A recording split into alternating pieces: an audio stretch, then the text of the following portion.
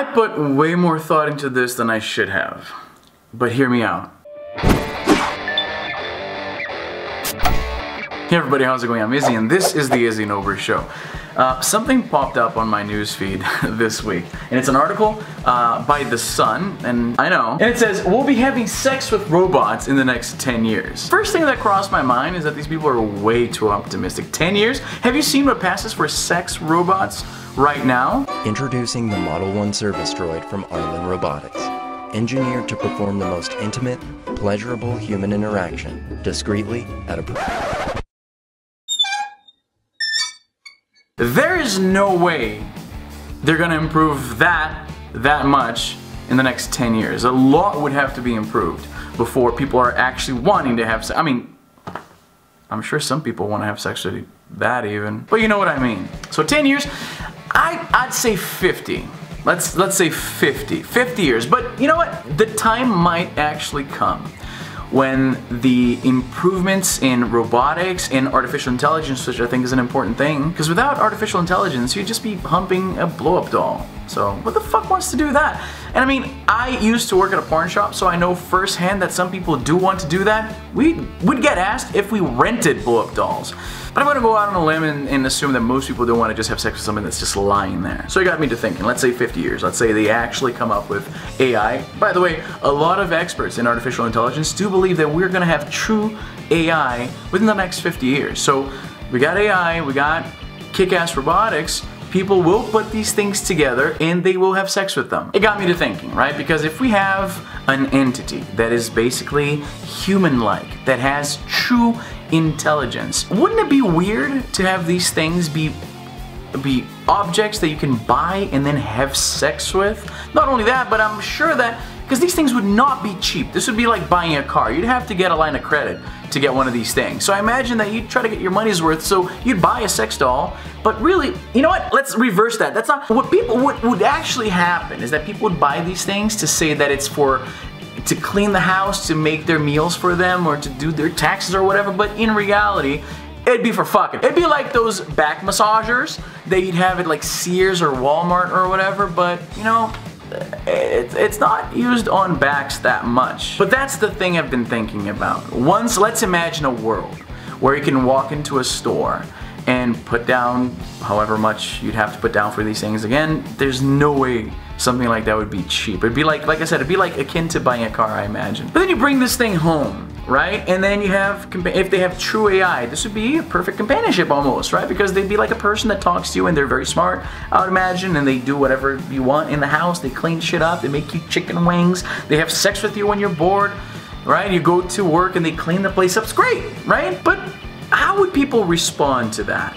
Because if the robots are so lifelike, they're like Terminators, they pass for human beings. I imagine most people would not tell their friends that they're fucking a sex bot. They say, oh, this is my girlfriend. And then 5 years later, when they didn't change their appearance at all, then I guess you have to have an uncomfortable conversation and come out of the closet as a robosexual. Robosexual, that's what they would be called probably. Would there be ethical qualms? Because again, it's hard. Like, I think that a being that looks exactly like a human being and has actual intelligence, that would really blur the line on what it means to be human. So would these things, if we can even call them things at this point, would they have rights? Because if not, it's a little too close to slavery, right? It'd be kind of weird to own these things like that. What about religions? There's no way the major religions would play ball with this. That would be, I think, a bigger aberration to them than homosexuality. There's no way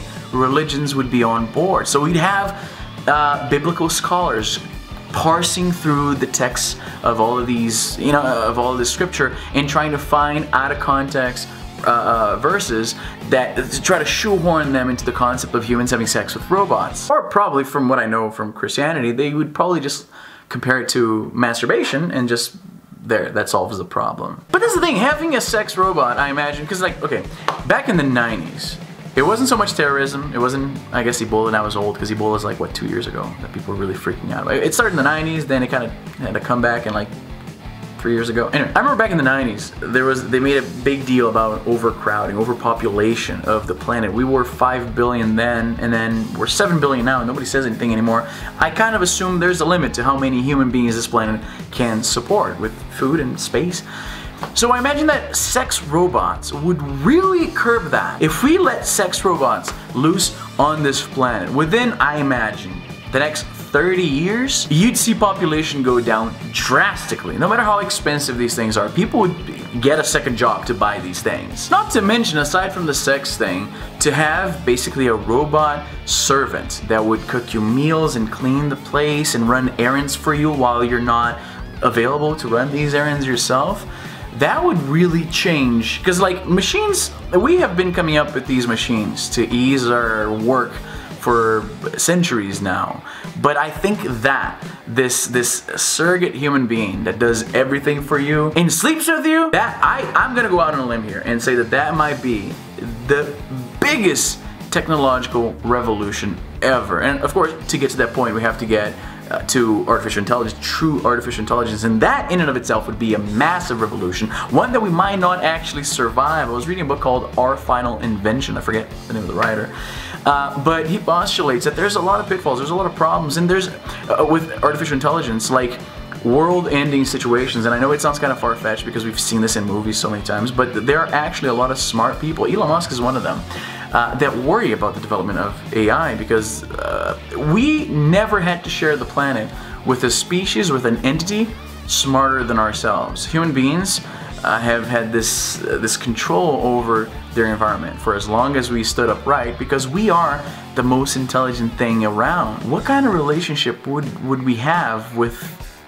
a being that's smarter than us? Well, I probably would fuck them. That's what I'm getting from this Sun article. Anyway, what do you think? Would you let's say a sex bot costs, my car costs 30 grand. So let's say a sex bot, the good ones, not like the the knockoff, the Chinese knockoffs. Let's talk about the if Apple came out with a sex bot, or Samsung, whatever. If they came out with a sex bot, right, and it costs 30 grand.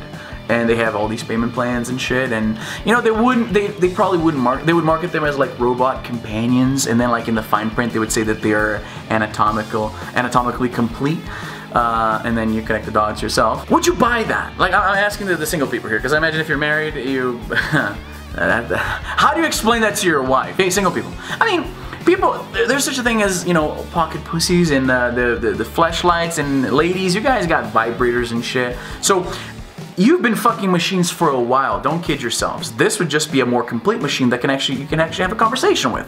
So would it be weird? Would it be sinful?